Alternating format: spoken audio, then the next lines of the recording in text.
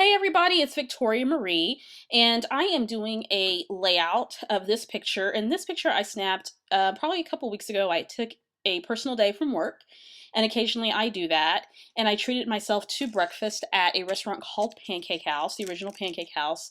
And I decided to do this layout because I wanted to document that sometimes as a busy mom and a busy professional and wife, I just need time to myself. And so this is going to go into the scrapbook that's all about me. So I'm showing you some different embellishments and stickers and things that I'm going to be using.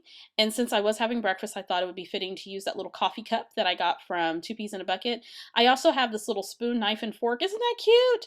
They're little bitty, oh my God, they're clips. And that's from Recollections. I've got some court banners and some other embellishments. I'm using up the last bits of the Scraptastic kit.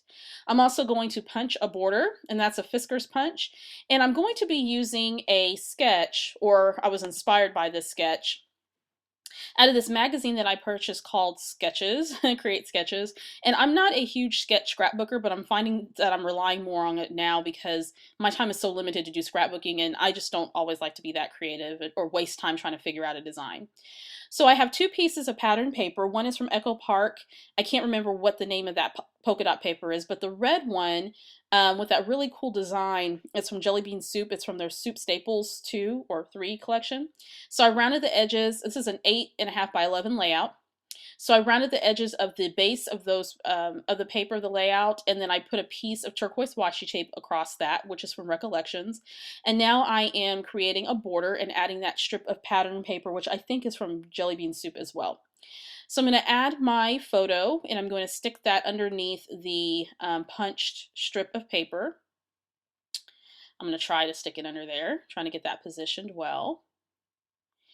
I love having breakfast at the original Pancake House, and I usually order the same thing. So pictured there is their delicious applewood smoked bacon and eggs and fresh salsa and pancakes and coffee, and it's just a really great meal. And I sit there and I read magazines and catch up on news stories and all of that and just have a really good time.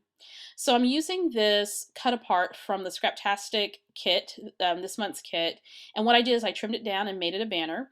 Then I'm going to add that little coffee cup, which is so cute. I got that from Two Peas and a Bucket before they closed. It's so, so cute. And I think I have another one in my stash. I sure hope so, because that's just really, really cute.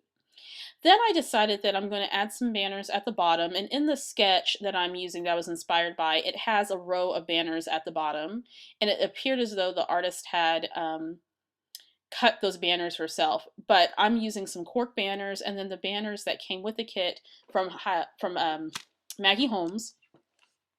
And at this point, I'm trying to make it work, but it seems just too heavy at the bottom. I'm going to cut the top part of those fabric banners a little bit so that it lays a little bit nicer and that it's not so bulky at the bottom. So there I am cutting that.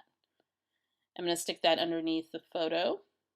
And then I'm going to bring about, in just a second, a piece of pattern paper that was just from what I cut from some of a larger piece of paper for another page I'm working on to cover that. And it has stars on the back of it, or on the front of it rather. And then I'm going to switch that banner over to the right-hand side of that cluster.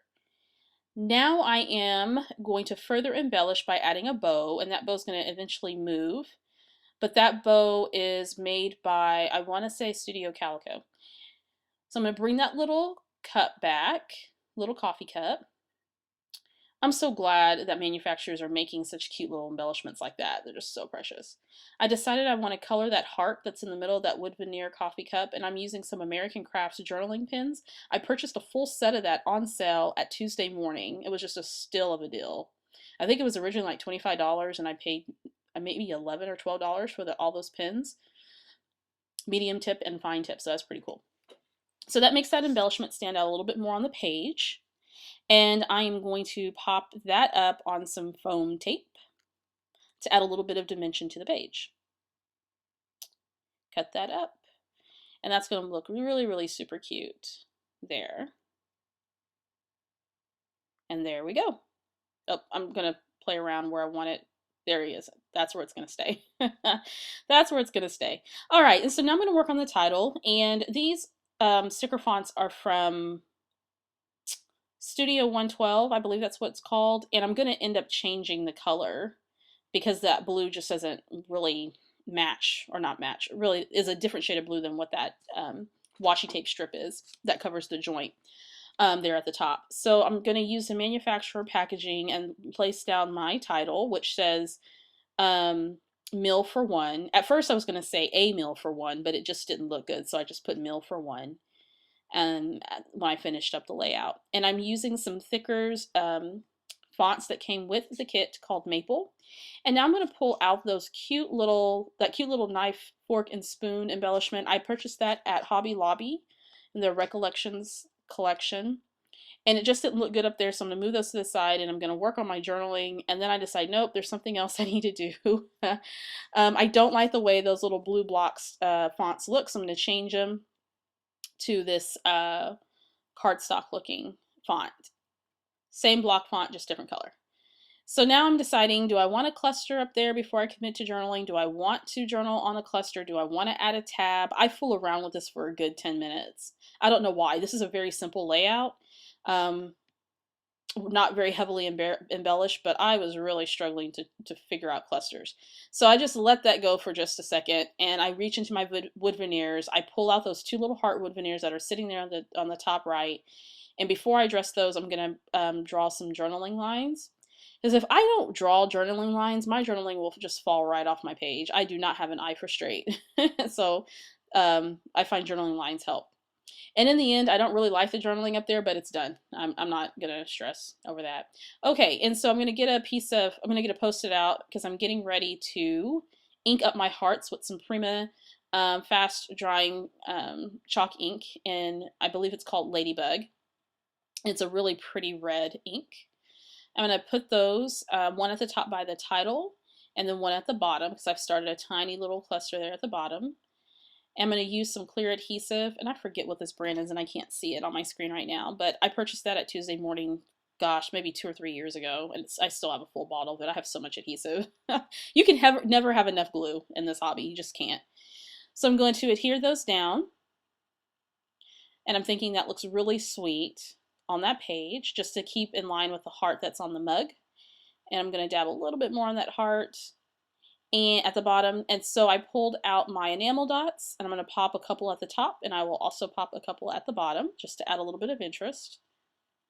And if you've watched my videos, you know I am crazy about enamel dots.